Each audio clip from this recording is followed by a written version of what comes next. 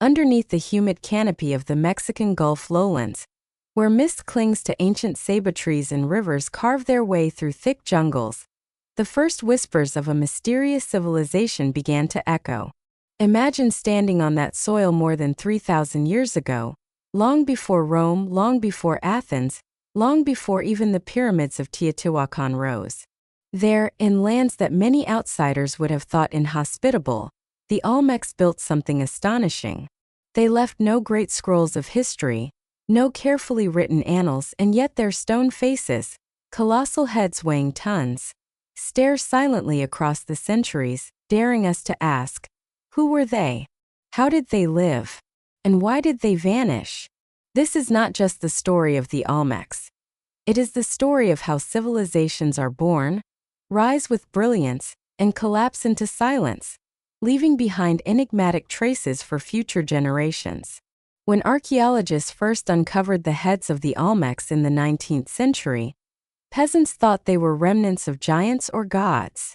How else could one explain massive sculptures carved out of basalt transported dozens of kilometers from distant mountains, without beasts of burden, without wheels, without iron? Yet here they were, so human in their features: wide lips, flat noses, helmet-like headdresses, faces that seemed both familiar and alien. Each one was a portrait, not of a myth but of a real person, likely a ruler, a shaman king whose authority extended across miles of river valleys. This is the hook, the opening mystery. A people powerful enough to leave behind art that still overwhelms us, yet so quiet in written history that they almost disappeared from memory. The Olmecs flourished roughly between 1500 BCE and 400 BCE, concentrated in the swampy coastal plains of today's Veracruz and Tabasco. Their earliest known center, San Lorenzo, rose like a man-made island amid rivers. It was not just a village but a carefully planned city, with causeways, terraces, and monumental platforms. Archaeologists discovered evidence of aqueduct systems, basalt-lined drains that channeled water across the settlement. This engineering reveals not a primitive society, but one deeply skilled in manipulating its environment. Here, thousands of people gathered under the guidance of rulers who likely presented themselves as both political leaders and intermediaries with the gods. The gods of the Olmecs were not distant. They were carved into the very fabric of daily life. Chief among them was the jaguar, a predator of stealth and strength. But the jaguar was more than an animal. It was a bridge between realms.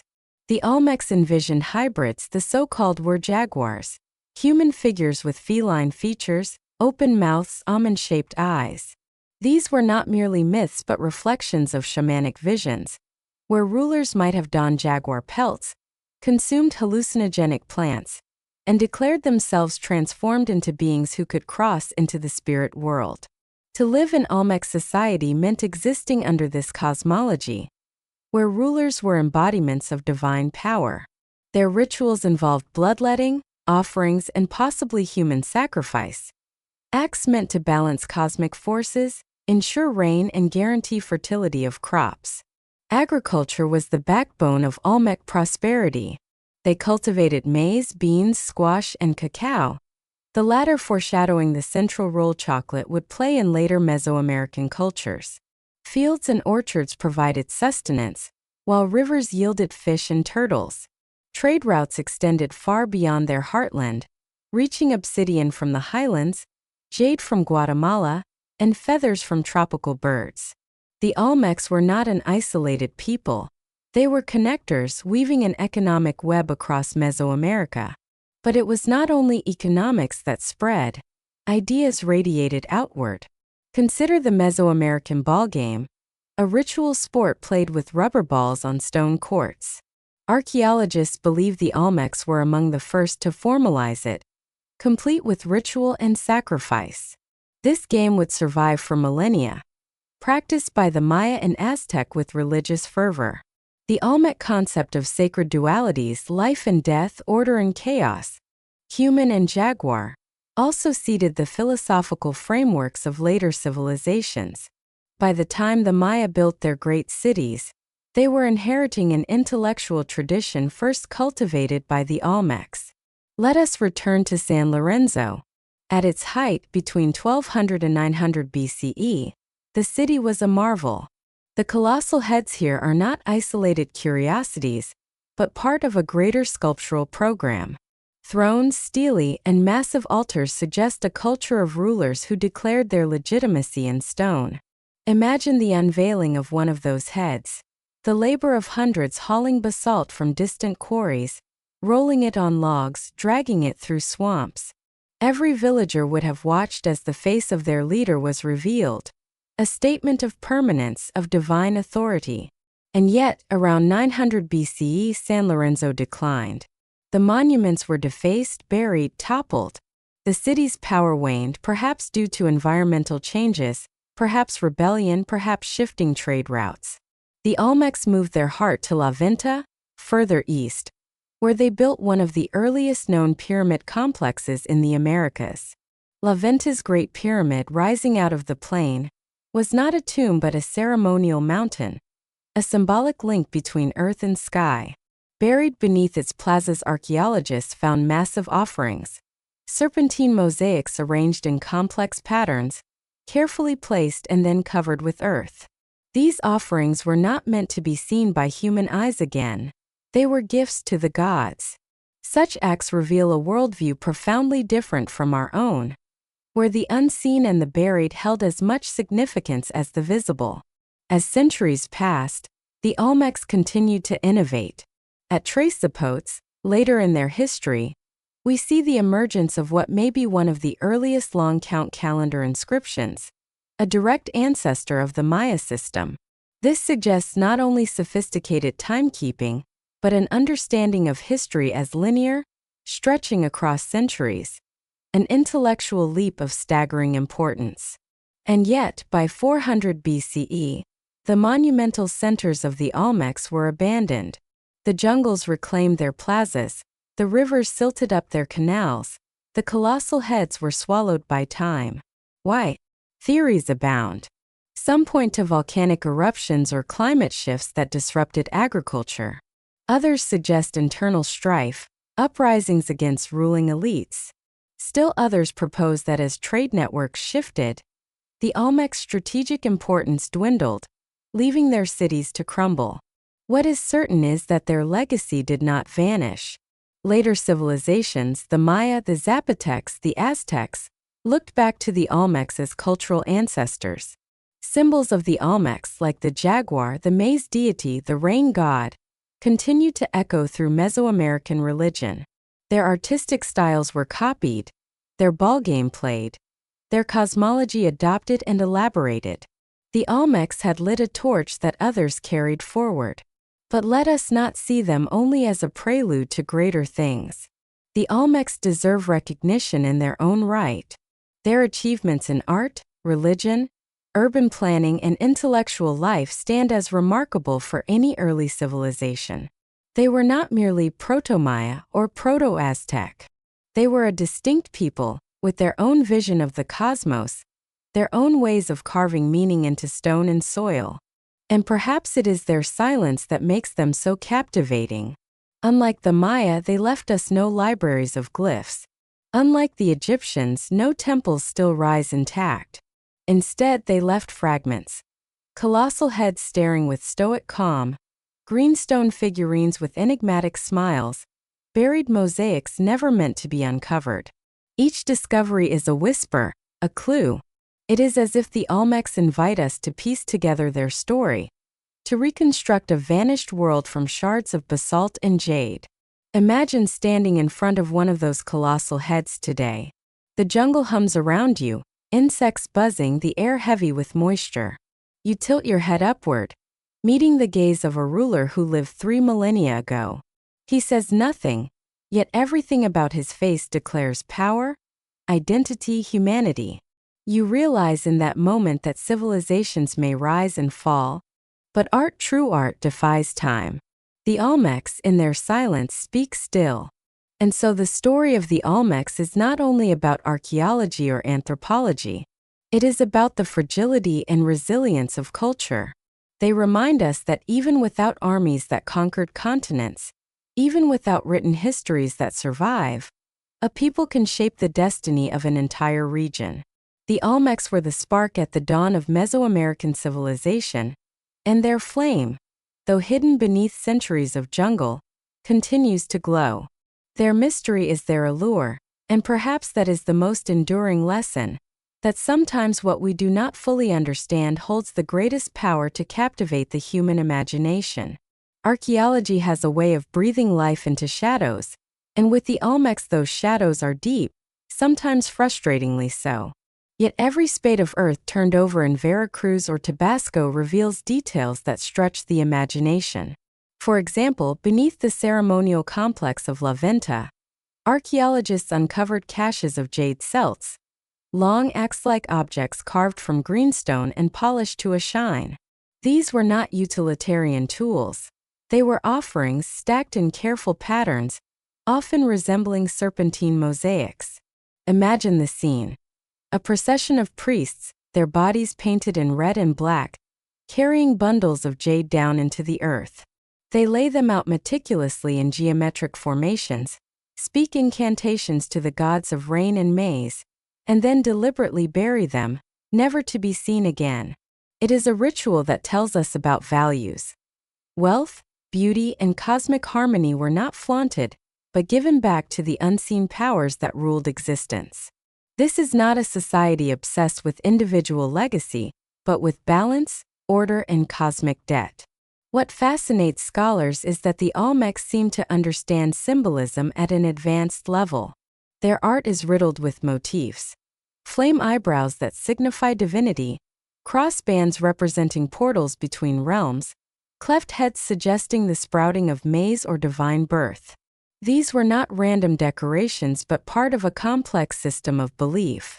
When you study Olmec art, you are not simply looking at aesthetic objects. You are reading a language, one that hints at myths and cosmologies lost to time. Perhaps the most mysterious of all Olmec symbols is the war-jaguar. These figures, half human, half feline, often depicted as infants with snarling mouths and downturned eyes, may represent the offspring of a union between a human and a jaguar deity. Or they may embody shamanic transformations, the moment a leader becomes animal, bridging human frailty and supernatural might. Whatever their meaning, they appear again and again, testifying to how central the jaguar was in Olmec thought. The jaguar was the night hunter, master of the jungle, but also a liminal creature, comfortable in water and on land, in light and in darkness. To become jaguar was to transcend ordinary boundaries. We might think of the Olmecs as merely agriculturalists or artisans, but their grasp of the metaphysical was no less sophisticated than the philosophies of Greece or India. While the Olmecs spoke no recorded philosophy, their stone and jade speak volumes about how they understood the universe. Beyond symbolism and religion, their social order is another intriguing puzzle. It is clear that the Olmecs had rulers of extraordinary authority. The colossal heads almost certainly represent individuals of power, perhaps kings who combined political, military, and priestly roles. These heads, each unique, suggest a society that valued portraiture, memory, and individuality, rare for the ancient world. Yet these rulers did not rule alone. Surrounding them was an elite of priests, artisans, and traders. The artisans who carved jade or basalt were not mere laborers. They were specialists carrying sacred knowledge, working in service of the gods and their earthly representatives. Farmers who sustained the society with maize and cacao formed the backbone, their labor enabling the luxury of monumental art. And then there were the shamans, individuals who, through trance and ritual, mediated between the human community and the supernatural. Every level of Olmec society was bound into the cosmic drama of sustaining order against chaos. If we step back and compare, the Olmecs emerged not in isolation but in parallel with other great cradles of civilization. Around the time they were raising colossal heads in San Lorenzo, the Zhou dynasty was consolidating power in China. In India, the Vedic hymns were being composed. In the Near East, Empires like Assyria were expanding. Each region had its own expression, but the Olmecs stand shoulder to shoulder in complexity and ambition. They remind us that the story of civilization is not linear from east to west but multipolar, with sparks of brilliance appearing across the globe. Yet unlike the Zhou or the Vedic peoples, the Olmecs left us no texts. This absence challenges us to reconstruct their world only from stone, soil, and shards. And perhaps that is why they grip our imagination so fiercely. The silence invites speculation, and speculation breeds myth.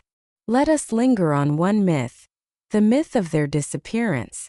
By 400 BCE, the great centers of San Lorenzo and Louisiana Venta were abandoned. Archaeological evidence suggests possible floods, erosion, and deforestation.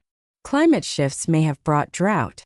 It is also possible that rival groups, inheriting Olmec knowledge, rose to prominence, leaving the old centers obsolete. But in truth, the Olmecs never truly vanished. Their culture bled into others. The Zapotecs of Monte Alban, the Maya of the Petén, the Aztecs of Tenochtitlan, all carried Olmec DNA in their religious systems, iconography, and games. To the Aztecs, the Olmecs were a people of legend, the rubber people, inventors of ritual and keepers of sacred wisdom. This blending is perhaps the most profound testament to their influence. Like a river disappearing underground, only to resurface miles away, Olmec culture seeped into the roots of Mesoamerica and flowed onward. Today, when one walks through the Museo de Antropología in Xalapa or Villahermosa and stares into the basalt eyes of a colossal head, there is a strange familiarity. These are not alien figures, they are profoundly human, bearing traces of individuality. You can almost imagine their voices, their authority, their laughter. They lived, ruled, prayed, and died just as we do. Yet in their art they transcended mortality. To tell the story of the Olmecs is to remind ourselves that history is not only what survives in writing, but also what survives in stone, soil, and cultural memory. Their faces endure even when their names do not. And perhaps that is the most haunting thought, that greatness is not always remembered in words, but sometimes in silence carved deep into the earth. The Olmecs stand as a civilization both ancient and eternal, lost and yet vividly alive in every piece of jade, every symbol of jaguar, every game of the rubber ball that echoes still across Mesoamerica. Their story continues not in the ruins alone, but in the imagination of all who dare to look into the eyes of a colossal head and ask, quietly, who were you? And what secrets did you guard in the jungles of time? The deeper one delves into Olmec civilization, the more apparent it becomes that they were not merely an isolated culture experimenting with monumental art and agriculture. They were innovators who laid down the foundations for nearly every hallmark of later Mesoamerican societies. Consider, for instance, their approach to time. At Tres Zapotes, archaeologists discovered Stela C, a monument bearing one of the earliest known examples of the long count calendar, a system later perfected by the Maya. This single artifact reveals an intellectual leap. The Olmecs were already conceiving of time not just in cycles of seasons, but in vast stretches spanning centuries and millennia.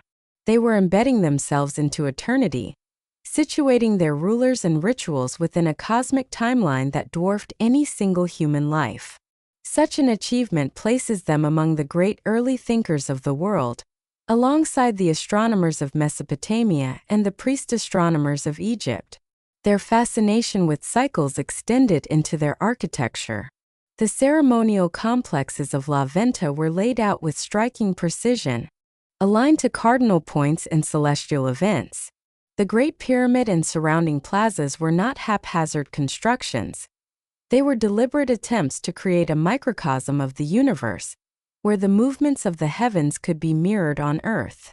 This synthesis of cosmology and engineering reflects a culture where religion and science were inseparable, where every building was simultaneously a political stage, a religious temple, and an astronomical observatory. To walk those plazas was to walk within a cosmic diagram. Yet, beyond the monuments and calendars, the Olmecs were also deeply human. Their artifacts reveal glimpses of daily life: figurines of women suggesting roles in fertility cults, toys carved from clay, tools fashioned from obsidian. These fragments tell us that Olmec society was not only about kings and rituals, but also about families, children, artisans, and farmers who sustained the grandeur of their cities. Each jade bead worn around the neck, each clay whistle blown by a child, carried the weight of a culture that thrived in the rhythms of both ordinary and extraordinary life. Their trade networks remind us of their sophistication. From as far south as Guatemala, jade and obsidian flowed into Olmec centers. From the Pacific, seashells and shark teeth appeared in burials. From their own forests came cacao and rubber, the latter used not only in the ballgame but in daily utilitarian objects. These goods were not mere luxuries, they were threads stitching together a vast cultural landscape. Through exchange, the Olmecs spread their symbols, their myths, and their ideas, becoming cultural architects of Mesoamerica. And then, of course, there is the eternal enigma of the colossal heads. Each one unique, each one carved with such detail that some scholars suggest they represent actual portraits of rulers. They wear helmets, perhaps ballgame gear, perhaps warrior attire. Their lips are full, their eyes slightly slanted, their faces stern. They are silent biographies in stone. To stand before them today is to confront individuals who lived 3,000 years ago, their identities preserved in basalt long after their names were forgotten. Transporting these megaliths remains one of the great puzzles of archaeology. Without the wheel, without draft animals, how did the Olmecs drag blocks weighing up to 50 tons across swamps and rivers? Theories propose wooden rollers, rafts, and sheer human labor, but the very act testifies to social organization of immense power. To mobilize hundreds, perhaps thousands, for such projects required leadership, vision, and a shared belief that the effort was worth it, that in moving stone they were moving mountains in the spiritual realm. The Olmecs, like all civilizations, were not without conflict. Evidence of destruction at San Lorenzo, heads deliberately mutilated, monuments defaced, suggests upheaval, perhaps rebellion or conquest. Their cities did not simply decline from nature's cruelty. They were caught in the web of human ambition, rivalry, and the perennial struggle for dominance. This too makes them relatable, for their story is not only about divine art, but about human frailty. Yet despite collapse, they endured in memory. To later peoples, the Olmecs were ancients, mysterious forebears whose wisdom shaped the present. The Maya inherited their calendar, the Zapotecs their writing traditions, the Mexica their myths. Like echoes that never fade, Olmec influence reverberated across centuries. Today, scholars debate endlessly. Were the Olmecs a single unified civilization, or were they a network of related cultures bound by shared symbols? Were they kings, theocrats, or shamanic chiefs? Did they rule through fear, or through charisma wrapped in sacred ritual? The truth may never be fully known, but perhaps that is the essence of their power. The unanswered questions. Every colossal head, every jade mask, every buried mosaic is an invitation to wonder. And perhaps that is why the Olmecs remain so captivating. Unlike Egypt or Mesopotamia, where texts tell us precisely what kings demanded or what gods decreed, the Olmecs left us only their images. Images do not dictate, they invite interpretation. And so each generation reimagines them anew, filling the silence with fresh theories, weaving new myths around the old stones. In this way, the Olmecs never truly died. They live on, not only in the DNA of Mesoamerican culture but in the imagination of everyone who gazes upon their monuments and feels that shiver of recognition, that here were people like us, brilliant and flawed, whose voices are gone but whose faces remain, carved into eternity. And so we come to the twilight of the Olmec story. A twilight not marked by a single catastrophic fall but by a slow fading, like embers dimming after a great fire. By 400 BCE, the great ceremonial centers of San Lorenzo and La Venta were abandoned, their plazas empty, their colossal heads half buried in earth. The jungles reclaimed what had been cleared, rivers shifted their courses, and human footsteps ceased to echo through once sacred courts. But disappearance does not mean erasure. The Olmecs did not simply vanish, they transformed. Their symbols, their myths, and their technologies spread like seeds carried on the wind, germinating in new soils. The Maya would take their calendar and refine it into one of the most precise systems in the ancient world. The ballgame courts of the Olmecs became standard in every major Mesoamerican city for the next 2,000 years. The imagery of the jaguar, the rain god, the maize deity, these divine figures survived, adapted, and flourished in pantheons long after the last Olmec ruler had passed away. The silence of their cities was not an end but a transition. When we look at the colossal heads today, it is easy to imagine that they are watching us, not from the past but from the present, their heavy stone gaze a reminder that cultures do not die when their temples crumble. They live on in influence, in memory, and in inspiration. The Olmecs were the spark at the dawn of Mesoamerica, a people who dared to dream in stone, who aligned their cities to the stars, who imagined rulers as bridges between the human and the divine. Their story is not written in books but etched in basalt, buried in mosaics, and whispered in myths that outlived them. In the end, the Olmecs teach us a profound lesson: that greatness is not always measured by conquest or survival, but by the depth of the legacy left behind. They remind us that even a civilization shrouded in mystery can shape the destiny of millions across centuries. To stand before their monuments is to feel that legacy, to sense the weight of a culture that once thrived, and to realize that while time erodes all things, memory, when carved into stone and carried in myth, can outlast even the mightiest empires. The Olmecs may have fallen silent, but their silence speaks, and in that silence we find not an ending, but a beginning, the birth of Mesoamerican civilization itself.